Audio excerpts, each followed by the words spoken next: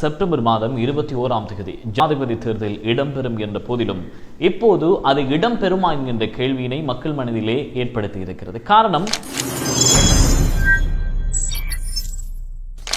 இதற்கு முன்னதாக உள்ளூராட்சி மன்ற தேர்தல் திகதி அறிவிக்கப்பட்டு அதற்கான கட்டுப்பணங்கள் செலுத்தப்பட்டு தேர்தல் பிரச்சாரங்கள் ஆரம்பிக்கப்படுகின்ற நேரத்திலே அந்த தேர்தல் பிற்போடப்பட்டது. எனவே கால வரையறையின்றி பிற்போடப்பட்ட தேர்தலில் இருந்து இப்போது இருக்கின்ற ஜனாதிபதி தேர்தல் திகதி அறிவிக்கப்பட்டதற்கு பிறகும் இந்த தேர்தல் பிற்போடப்படுமா என்கின்ற எண்ணம் தோன்றியிருக்கிறது.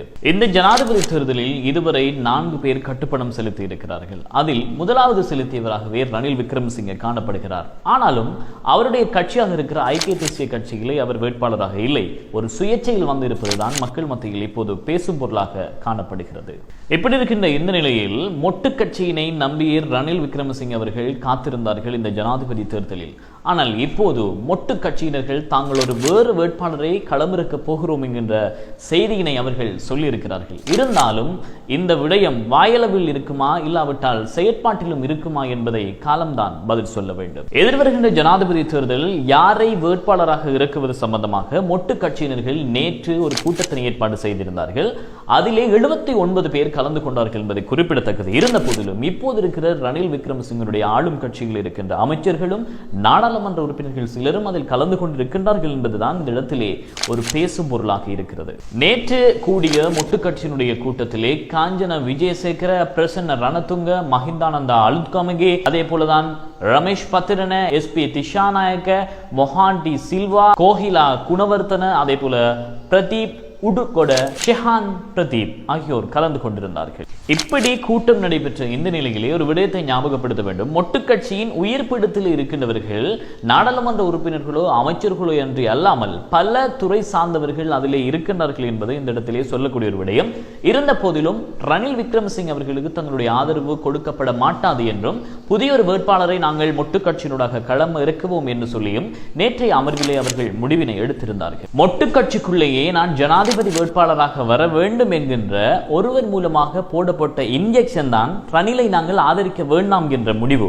கடந்த காலங்களில் அரசியலிலே கள்ளன் போலீஸ் விளையாடிய விமல் வீரவன்ச, உதய கம்மன்பில, சம்பிக்க ரணவக்க போன்றவர்கள் இந்த அரசியலில் இருந்து ஒதுக்கப்பட்ட வரலாறுகளையும் நாங்கள் இந்த இடத்திலே மீட்டி பார்க்க வேண்டிய தேவை இருக்கிறது. இதிலே ஒரு ஆச்சரியமான விடயம் என்ன என்றால், நேற்றைய தினம் மொட்டு கட்சி உயர்பீட கூட்டம் இடம்பெற்றுக் கொண்டிருந்த போது ஜனாதிபதி வேட்பாளருக்கான பெயரில் தம்பிக்க பிரேராவுடைய பெயர் அந்த இடத்திலே உச்சரிக்கப்படாததை அறிந்த தம்பிக்க பிரேரா அந்த கூட்டத்தில் இருந்து இடைநடுவிலே சென்றதும் இந்த இடத்திலே உங்களிடம் ஞாபகப்படுத்தக்கூடிய ஒரு விடயமாக இருக்கிறது. எனவே இந்த மொட்டு கட்சிகளில் எடுக்கப்பட்ட உயர்பீட உறுப்பினர்களின் முடிவின்படி பார்த்தால் சஜித் பிரேமதாசவுக்கும் ரணிலுக்கும் அனுரவுக்கும் எந்தவித பாதிப்பையும் ஏற்படுத்தாது என்கின்ற ஒரு கோஷத்தினை அவர்கள் இப்போது சொல்லி இருக்கிறார்கள். ஜனாதிபதி வேட்பாளர்களாக ஐமுனை போட்டிகள், மும்முனை போட்டிகள் எல்லாம் இல்லாமலாகி இருவர் மட்டுமே ஜனாதிபதி வேட்பாளராக வருவதற்கான சில வாய்ப்புகளும் தென்படுகிறது.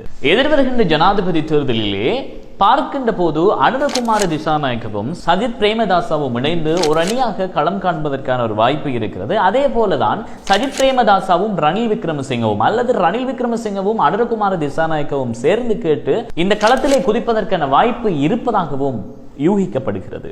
இப்படிப்பட்ட இந்த நிலையில் தான் ரணில் விக்ரமசிங்கே அவர்கள் விடுதலை புலிகளை உடைத்திருந்தார். அதே போல சுதந்திர கட்சி மயில், மரம், குதிரை என்று சொல்லி இப்போது இருக்கின்ற வீட்டையும் கூட உடைத்துவிட்டு எதிர்வருகின்ற காலங்களில் இந்த மொட்டு கட்சியினையும் உடைக்கக்கூடிய ஒரு வல்லமை ரணிலுக்கு இருப்பது என்பது இப்போது தெளிவாக தெரிகிறது. இப்படி இருக்கின்ற இந்த நிலையில் மொட்டு கட்சிக்குள்ளே இருக்கின்ற சில அரசியல்வாதிகள் ரணில் விக்ரமசிங்கவுக்கு நாங்கள் நேரடியாக ஆதரவை வழங்குகின்றோம் என்று சொல்லி பகிரங்கமாக அறிவித்திருந்தார்கள்.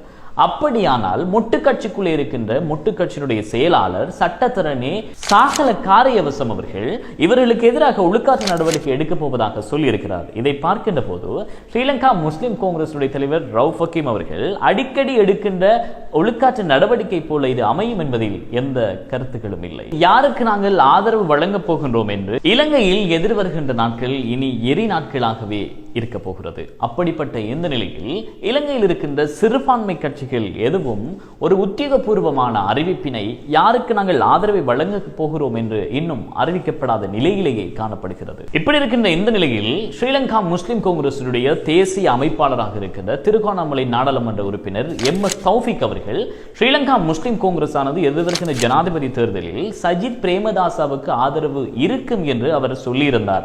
ஆனால் அதை திடீரென ஸ்ரீலங்கா முஸ்லிம் காங்கிரசுடைய தலைவர் ரவுஃப் ஹக்கீம் அவர்கள் பிடரியில் கால்பட அதை மறுத்திருந்தார். ஸ்ரீலங்கா முஸ்லிம் காங்கிரசுடைய பிரதி தலைவர்களாக இருக்கின்ற அலிசாஹிர் மௌலானா, ஃபைசல் காசிம், ஹரீஸ், அதே போல ஹிஸ்புல்லா இவர்கள் எல்லாம் ரணில் விக்ரமசிங்கோடு தேனிலவில் சுகம் அனுபவித்துக் கொண்டிருக்கிறார்கள். இப்படி இருக்கின்ற போது மற்ற ஒரு சிறுபான்மை கட்சியான அகில இலங்கை மக்கள் காங்கிரசும் இப்போது யாருக்கு ஆதரவு வழங்குவது என்ற ஒரு இக்கட்டான நிலையில் இருக்கின்ற இந்த நிலையில் கடந்த சில தினங்களுக்கு முன் புத்தளத்திலே அகில இலங்கை மக்கள் காங்கிரசுடைய மாநாடு இடம்பெற்றிருந்தது. அதில் இருந்த போராளிகள் சஜித் பிரேமதாசவுக்கு தங்களுடைய ஆதரவு இருப்பதாக சொல்லப்பட்டிருந்த போதிலும் ரிஷாட் பதூதீன் அவர்கள் வாய்மூடியே இருந்தார்கள். எனவே இதற்கு மத்தியில் பார்க்கின்ற போது நாங்கள் ரிஷாட் பதூதீன் அவர்களும் இப்போது ரணில் விக்ரமசிங்கவோடு தேனிலவிலே இருக்கிறாரா என்கிற கேள்வியும் பிறந்திருக்கிறது. மரணித்த தலைவர் மர்ஹூம் எம்.எச்.எம். அஷ்ரப் அவர்கள் ரணில் விக்ரமசிங்க அவர்களுடைய வாகனத்தில் ஏறக்கூடாது என ஒசியத்து சொன்னதாக ஏல மத்தாவுல் அவர்கள் பல மேடைகளிலே கூறியிருந்தார். ஆனாலும் சிறுபான்மை கட்சிகளிலே முதலாவது அவர்தான் ரணிலோடு இப்போது சேர்ந்திருக்கிறார், அவருக்கான ஆதரவு இருப்பதாகவும் அவர்தான் சொல்லியிருக்கிறார்.